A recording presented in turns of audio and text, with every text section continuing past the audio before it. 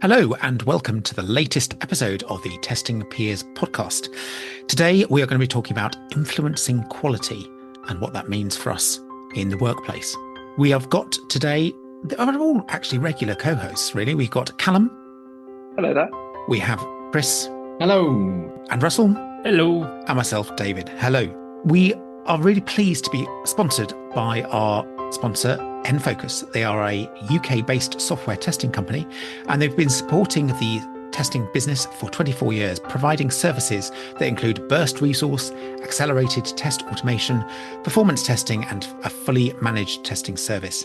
In 2021, they launched the Test Automation Academy to create some amazing testers, and so far they have now created jobs for 48 people in our testing industry in just under 3 years, which is brilliant. Well done, Enfocus.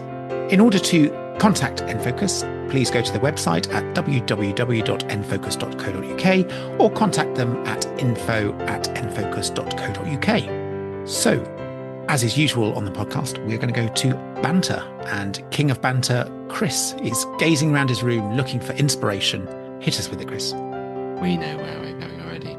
Now, friends, what I would like you to do is get out your musical playing device and tell the room what the last song you listened to was. Oh, I'm now frantically looking for our... Okay, mine was actually from the soundtrack of the video game Resident Evil Code Veronica. It was the original soundtrack from that game, if that helps at all. Wait, what's the track, though? What's it called? It was the whole OST. Just in one big mega block. Yeah, one big mega block. I was listening to it as I was concentrating on writing non-functional requirements. Beautiful. Mine is something you'll never have heard of. It makes no sense to anyone. Called "Set Me Free" by Cale, Catching Sunrises, and Deep Madge. I've never heard of either. Yes. I like that. Madge. David deeply searching. So I was doing my running, basically. So it's a running playlist, which is why I didn't know what it was. But it's Dog Days Are Over by Florence and the Machine, which is not a bad running track, actually, because it's quite upbeat. Good beat for the pace, for the running. I like it. I had Cha Cha Cha by Kärje from Finland's Eurovision. Why doesn't that surprise me? I was going to be really disappointed had it have not been a Eurovision entry. Or some musical number from High School Musical. I do have some good musical numbers. High School Musical is an extra special musical, but this was a Eurovision track, and it was very loud and uplifting on my trip home from B&Q. Gosh, you know how to live. I do. It was the most exciting thing. The DIY stores are available. We are currently relaying the floor of our bathroom, so I needed to get some more. So actually, this is another question. Where did you two listen to your? Where were you two listening to your song? Car. I was listening to mine as I was working. I actually read, being an ex-psychologist, read some research that actually said the best music to listen to when trying to get into focus are video game soundtracks, because they are deliberately written in such a way as to promote like progression and focus, and not being too distracting of the activities at hand. So that's why I listen to video game soundtracks, not because I'm a horrendous nerd. But what you did there, Russell was in the car, but where from? Where to? I think the most recent journey was to pick a friend up and drop them off. Nothing exciting. From Gosforth one end to Fordham and back. That help? Fantastic. Newcastle, friends. What a place to explore. Okay, so from influencing focus, as Cal was doing, to influencing quality in the workplace. We were talking before we got on to this recording, and Cal was telling us a little bit about what he's doing in the workplace at the moment. Cal, would you be able to sort of give us a bit of a pitch on what your role looks like compared to other leadership roles that people maybe think of when they think of leadership in testing? Yes. So I work as a staff engineer or a staff quality engineer, which means that effectively I'm an individual contributor. I have absolutely no people management or pastoral care or line management in my role. Instead, I am a technical coach and a technical leader forming part of the engineering leadership group in the organization that I work in. Previous to that, I've been a principal engineer, principal quality engineer, so a very similar position where I've had no line management, no people management. Instead, it's technical leadership as an individual contributor role. And how does that enable you to influence quality in the workplace? It's interesting because my role predominantly is around coaching and supporting an organization by building the culture of quality. Because I don't actually have line management authority, which I imagine some of you do have, my role is a lot more about subtle influence, building a culture, showing people what the art of the possible is, and then working within engineering and as an engineer to help people align on what looks good in terms of testing and quality. To that end, where I work at the moment, I'm actually the only testing professional in that company. So it's me to many developers and business people and product people and design people. I have to be able to work at scale in what I do, which I think is quite different to the traditional leadership sort of roles that people mostly talk about. I think a lot of our industry probably isn't very good at being traditional, but it is probably less what people think about when they think about leadership and influence in the workplace. That's very interesting. In my role at the moment, influencing quality is a lot about managing upwards, articulating things that are going on with the individual contributors upwards to gain time, budget, and things like that to be able to enable change, which is an interesting thing, as well as the delight of managing some people and other things like that. Just to ask and unpick a little bit of that, when you said that you were influencing quality, the things that you mentioned there were time and budget, which I'm looking at I'm thinking of the old iron triangle and thinking those are other things other than quality. Do you actually influence like the state of quality of part of that, or is the quality you influence through being able to have people doing things? Like, does your role in itself influence quality? I will unpack it in a different way because I'm special. But in many a quality role, I've sat here and I've found blockers. I've found things that have caused things that are unnecessary friction, things that don't enable us to do our job as well as we could do as a whole. I've mentioned the Malcolm in the Middle story too many times where he ends up underneath his car fixing a garage when his wife comes in and tells him that the light bulb's out, and it's because he's found one thing, found the cause of that, and gone deeper and deeper and deeper down the rabbit hole. And very often the things that impact us in our day job when we're trying to do quality activities, to do continuous improvement activities to help achieve our work, things that are frustrating us, things that are getting in our way, things that we are perhaps downstream of, they often are influenced by humans who perhaps have nothing to do with us. In their day job, they're not thinking about us. They're not thinking about their product quality necessarily. They are thinking about time and they're thinking about money. And so learning to speak their language in order to Influence them. empower people to do their work in a better way is often where I find myself sort of trying to intercede. If you don't have any money, you don't have any people. That means you don't have any people coaching like yourself, Callum, or doing any specific activities. So it does often all come down to dollars, doesn't it? Or pounds, since we're British. But without it, you can't. But with it, does it influence it? It's an interesting perspective, I guess. I guess it's interesting to me, and again, what you say that, Russell, is like you need money and people to do that influence. I guess I'm at a level where I influence on the quality, but because I don't sit within that sort of management side of things, I'm completely away from thinking like the budget side of things. So I do influence quality purely as a quality index. So, I don't have people to help me with that. So I don't think to budgeting and staffing in that way.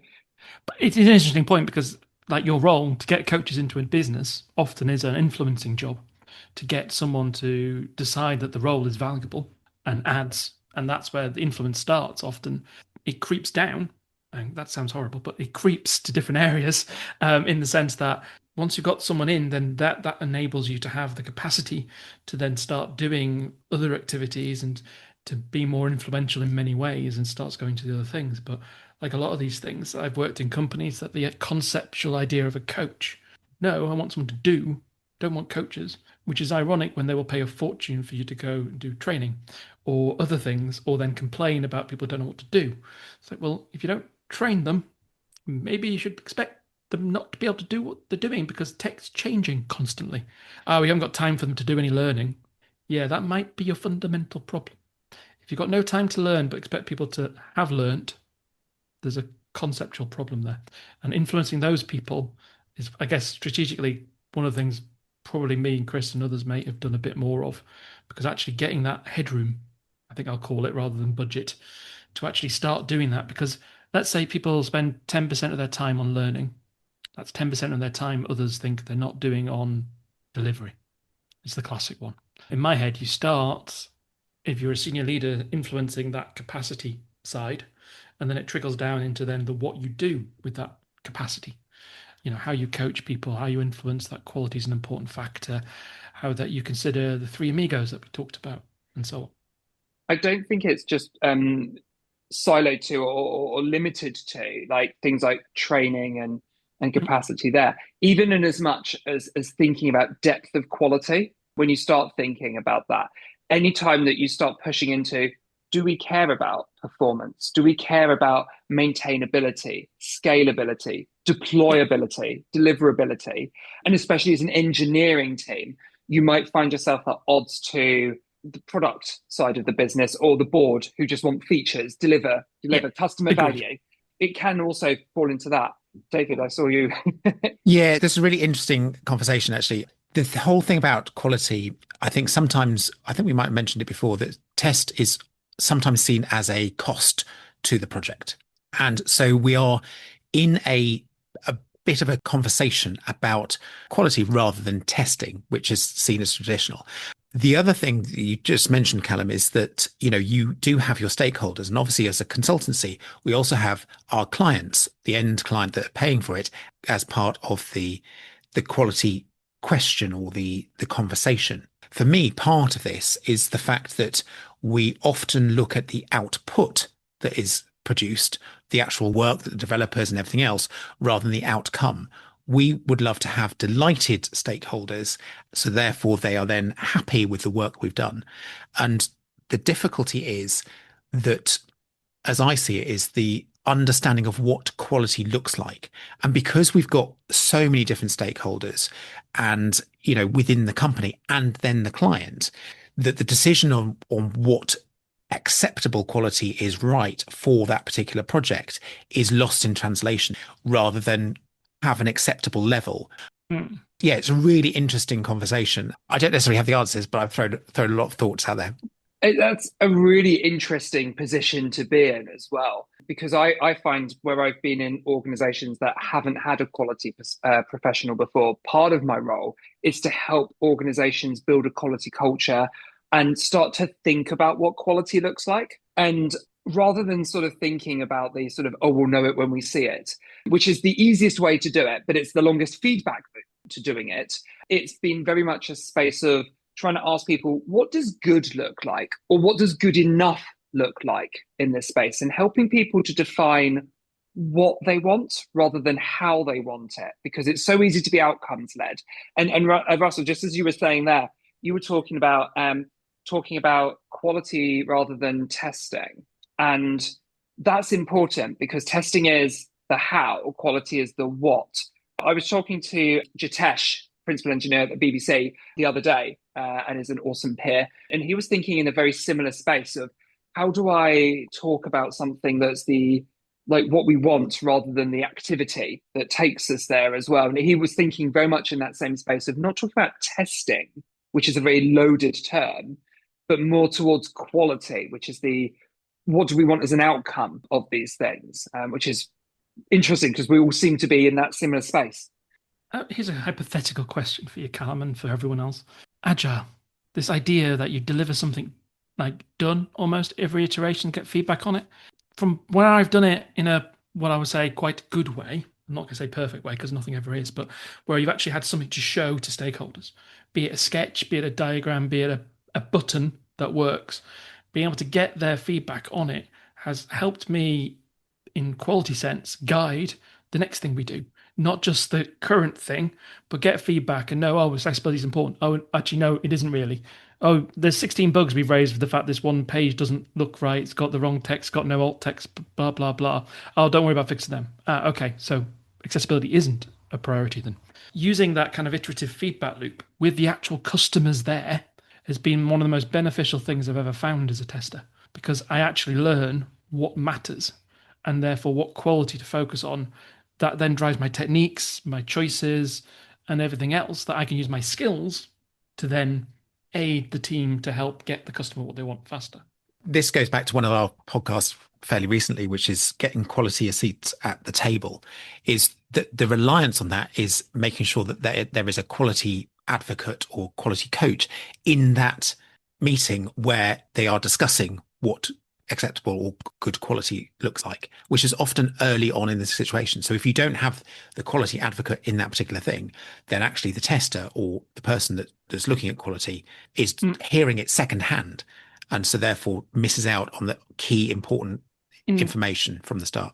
In most agile processes, though, it's the team that built the work, including testers, that get that feedback to help them be more effective. It doesn't always work like that, and often you have big programs and you have lots of other complexities and other things like that, but it's generally always worked best where you've actually got that feedback loop to be as close knit as you say, David, where actually the people involved get it, not just a project manager, for example. And Russell, what you're talking to there is music to my ears. You're talking about observability and actually learning from what we're actually putting out there into the wild and using that as a feedback loop to shape things. Most of Agile is just reacting to what we learn from things across different feedback loops, rather than as a series of ceremonies or as a series of tests. Validation testing, which is what most people end up doing, which is correctness testing, only goes so far. I was using the example the other day of a toothpaste sandwich. If a product owner came to you and said, I want a toothpaste sandwich, your verification testing can only tell you, like, well, yes, I've made a toothpaste sandwich. It isn't until you hit things like exploratory testing or the observability feedback loops that actually tells you, nobody wants a toothpaste sandwich. It's disgusting. And that's always a missing part. And when we're thinking of quality, those are really important factors to bring into things. I'm going to go off on a complete tangent now, but is Colgate, where it's got the stripes in, not a toothpaste sandwich in itself because it's layered toothpaste? That's Aquafresh. Is it Aquafresh? Okay. Yeah. See, there you go. I don't know my toothpaste brands. But also, doesn't a sandwich need to have bread involved? You could not necessarily. Sandwich is something is sandwiched. Ice cream sandwich doesn't have bread. Yeah. This goes into the whole thing about testing, about without some context, God knows. But anyway, I've sidetracked us too much. Sorry. Tangents. So we talked a lot about things here. So what actually do we do, I guess, other than we talked about iteration, in effect, feedback loops and so on, getting a customer's perspective, using that to help drive conversations? Because if I'm honest, the framing of a customer telling you what they want is by far more valuable than any Tom, Dick, and Harry just saying that I think this is right. I think this is right. Actually get the customer to tell you, best solution ever. But what other things do we do to help, I guess, guide the people we work with, the teams, the leaders, the doers, everyone else around us, the project manager, you name it. How do we influence them better? What do we do that works? What do we do that doesn't work? Context. Understanding what matters to people. Understanding what motivates people, what drives people, what grinds their gears, understanding the context of decisions that were made and where we want to be heading, understanding those things within a culture that we exist will enable us to be able to tell relevant and compelling stories to people in our companies in a language, in a level of technical understanding or ability, or to be able to bring people on your journey, sell them on something that makes that relevant to them as well. So it's not here's my thing that you need to get on board with it. Here's a thing that's our thing, and this is why it's important for you. It's like we talk about it sometimes in terms of like impact, don't we?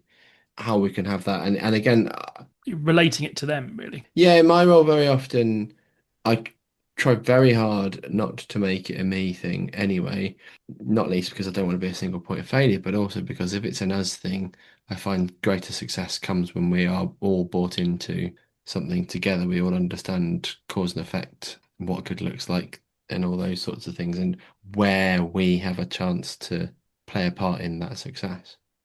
To me, that speaks a lot to this idea of being a trusted advisor within an organization. You spoke about bringing people on a journey and helping and basically meeting them where they are in something.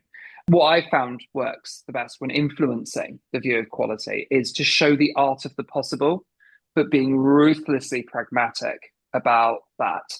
It's about taking steps forward, not trying to jump to the bar for quality being too unsurmountably high for people to ever understand. And that's something that is a trap that a lot of testers fall into, of seeing models or talking too much in the community of the perfect view of the world and trying to jump straight there rather than taking the steps to get there. And can I just use my super favorite quote that I like to use about from Vince Lombardi? Russell says no, but I'm going to do it anyway.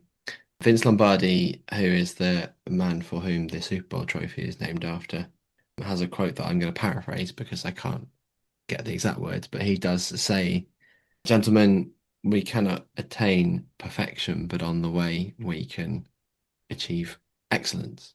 And it's that whole continuous improvement point where if we're focusing on a goal and moving towards it, we can capture that excellence en route, even if we never actually attain full perfection. And I like that sort of approach of focusing on the end goal. Like, I have a project and I want to achieve this end goal, but if that's all I have in my project, there's a big distance between what that thing is.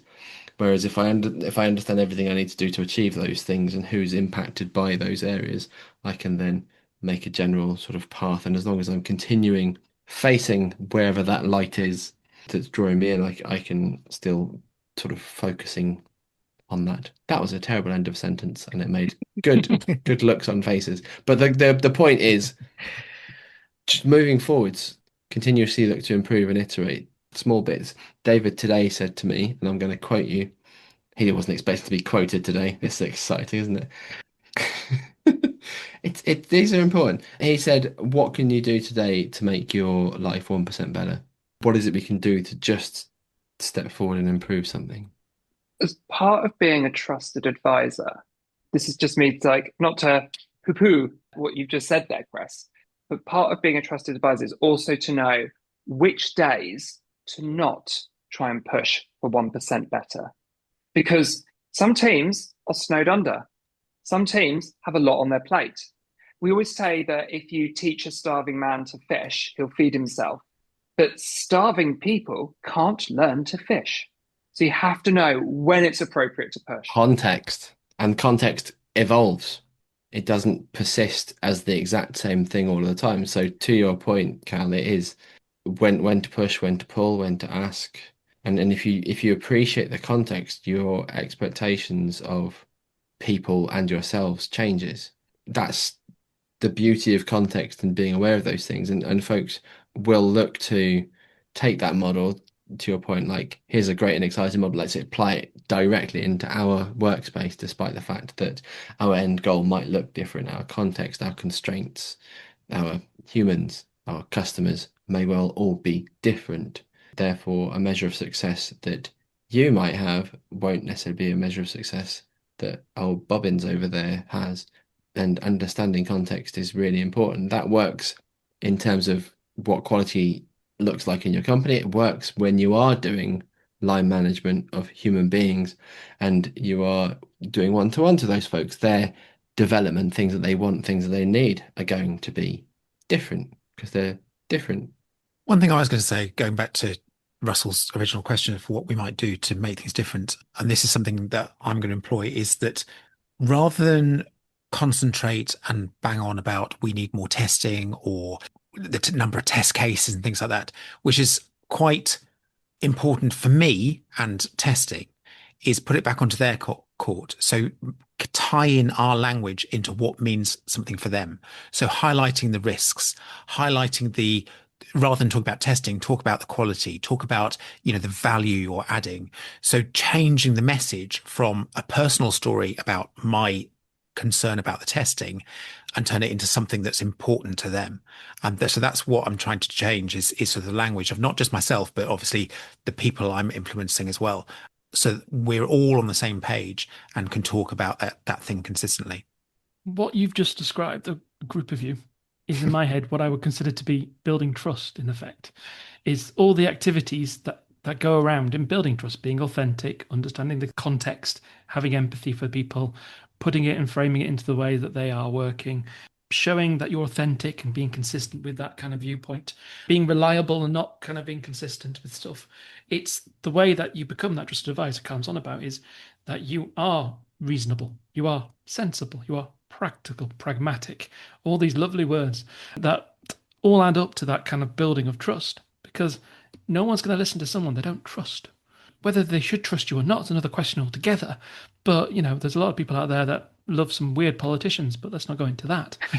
They've built trust with people, God knows how. It is about building that trust with whoever the stakeholders, whoever the person you need to influence is. And then for framing things in ways to influence them. To your point, David, their language. To Chris, that money and all the rest of it. What's the impact to me? What's the outcome I'm getting? And a developer is going to see things differently to a project manager, to a customer, So you've got to change your language to the context, because that's how you'll persuade people to kind of get on board what you're doing. And sometimes it means you've got to zig and zag, not go, to Callum's point, straight to the end goal. You've got to actually take steps to get towards the outcome you want. Like, I love, and I'm sad, regression testing. But there's a time and a place where it doesn't have value. Building great regression packs of tests doesn't always have value if you're going to throw away the thing. It's an experiment. It's not worth necessarily doing. So you've got to understand that. And just saying, oh, well, we should always automate our tests at the end, it's not always valuable. So you've got to be able to be adaptable as a human being. And sadly, I don't think as testers, we are the top rung of doing that most of the time. I think we're not necessarily the bottom rung, but I think we get caught up in our own world of what good, and I think every area of business does this, what good practice is, and forget the fact that it applies in the context. So we end up becoming less trusted because we're just banging on about test cases or banging on about automating everything. And we end up becoming less than trusted advisors. We become noise, waste. This, to my mind, and this really resonates with me, Russell, speaks a lot to testers themselves not knowing the art of the possible. So can't use that to influence things. To be a good testing advocate and to advocate for quality, not testing, but quality, does mean understanding a huge breadth of things. So much stuff. You have to understand salability, marketing, psychology, code, architecture, product, design philosophy. There's so much that needs to be crammed into your head to holistically advocate for quality and to be a trusted advisor to all the people you know. And the more you advance in your career and the more senior you become as a tester, the wider your sphere of influence needs to be. To the extent that when you get to like the very top levels, whether it be as a line manager or a head of or a staff or principal engineer, you then start having to think about social architecting. How do people work with each other and how do you influence in those ways? Your context becomes so very broad that it becomes something that's almost untenable for a lot of people to consider. And when we see a lot of the attempts at influence that come along, it comes from a stilted or small view of the art of the possible. It comes from people's context. If all you've ever known is test cases, then of course, what does more quality, or what does, you're not even talking about quality, you're talking about more testing. What does more testing look like? Bigger numbers of test cases, automate everything. Of course, that's the thing we do. We need more of the thing I do. And then couple that with people's ego taking control, which is to make sure it's like, well, I need to keep my job. I need to make sure that I have a job. And I'm an automator, therefore everything needs to be automated. That's the only solution to everything. Do you like that? Doesn't matter. I can automate. That's where we end up with a problem is ego driven or small contexts or not understanding the art of the possible and focusing on the how and not the what. So you hit a great point, which is one of the things, again, I don't think testers are good at, and I consider senior leaders as included, myself included, is actually the basics. Because you talked about the breadth of knowledge there that you need. You're right. And that's through building allies, conversations, learning. You get there. And it's one of those things that I think time helps with versus any kind of shortcuts to many degrees. There are some, but a lot of it is time in the business time speaking to people, learning as you go. But one of the things that you kind of touch on there is I don't think that we train early on testers, developers, other people what real quality is. We train them how to write a test case. We train them how to write a scenario. We train them how to automate something that exists. But the actual philosophical questions, the point, the purpose, the goal, we are poor at articulating to testers who are more junior, let's call it, but also to our junior developers, to our other people, because they see the language of test cases and all these other things, and they start to see that as the value, not the outcome. And we get lost in that kind of transient phase of just thinking of things as activities. And we all do it, but the more junior we are, the more inexperienced we are, it's probably a better way of framing it, the more likely to get caught up in, I've achieved 10 things I was asked to do, yay, rather than actually the outcome of why you did those 10 things. Because people are less bothered, and I'm talking about myself when I think of this in this context, by the way, not putting this on everyone else, but less bothered to really articulate strongly the value add that writing these edge cases and these things and doing this exploratory testing does.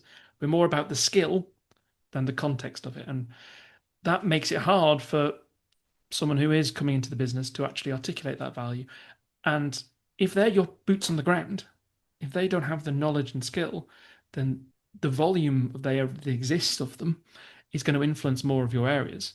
It's going to influence people more. It's going to manipulate the conversation often more greatly than you can from the top down. So you need to work at the bottom up, in a sense. You need to work with everyone and set out the stall and the context and the strategy in a language that everyone can understand, including often the testers. Because I've got testers in my organization that I would argue probably see testing as a very different skill to what I do, and vice versa. And I've got to influence them somehow.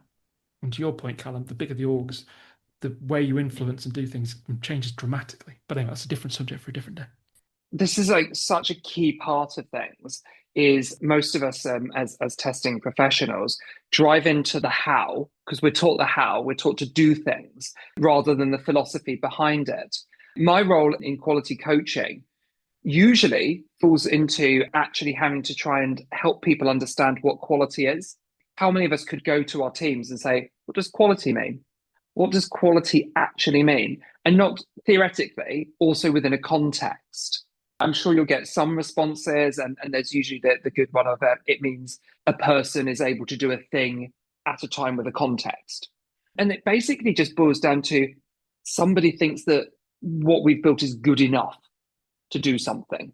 And that's kind of what it boils down to. And then when you start thinking of that, that's when the pragmatism comes in. And then you have to start thinking about what good looks like in your context as well. And then you start having those sorts of conversations about quality. Is that something that the rest of you sort of resonates with? Lots of silent nodding there. Just for those who can't see. It was very, very loud, but I was muted. But it was a very loud nod. Oh, sorry. A muted loud nod. Oh, that makes sense. So I'm guessing now is probably, if anyone else wants to add to this conversation, now is a fantastic time for us to wrap up, because I think we could go on and on and on and on and on and on about it, because it is a deep subject and it has got many different aspects that you can do to do the sort of influencing and to become that trusted advocate, as we mentioned. But it's a skill, it's a hard task to do, and it starts everywhere. I think is ultimately the point, isn't it? It's everyone at every place within the quality sphere has some influence to helping put quality on the roadmap. So thank you for joining us. We are the Testing Peers. We are found at contact us at testingpeers.com. You can find out about the PeersCon 26 conference, which will be slowly moving forward, and the website will be getting updated as we continue, and so you'll find the latest news at testingpeerscon.com, which is always a tongue twister for me. So thank you again to our sponsors Enfocus. It's been a pleasure as always. Thank you for joining us, Callum, and auf Wiedersehen. For now, it's goodbye from the Testing Peers. Goodbye.